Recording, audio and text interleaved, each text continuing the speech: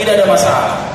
Tapi ternyata yang masalah sekarang yang potensi mempertinggi inflasi kita, walaupun inflasi kita masih rendah, itu adalah tiket pesawat. Dan tiket pesawat ini pemerintah kota tidak bisa mengintervensi apa-apa.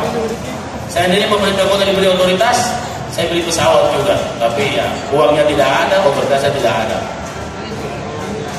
Tapi doa saya dikabulkan oleh Allah.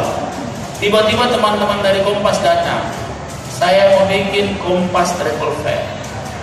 Artinya kalau kita merencanakan baik perjalanan kita, maka kita akan mendapatkan tiket yang relatif ekonomis atau murah.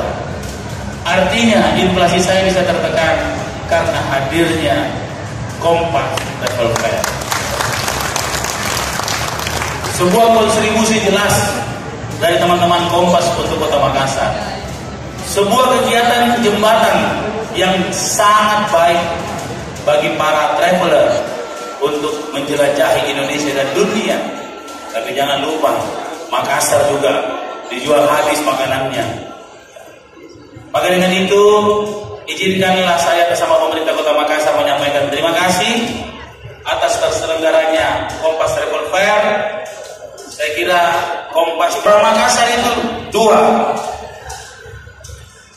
suka makan di luar, yang kedua suka joget-joget, suka jalan-jalan, suka traveling. Maka dengan itu sekali lagi terima kasih, selamat atas penyelenggaraan Kompas Travel Fair.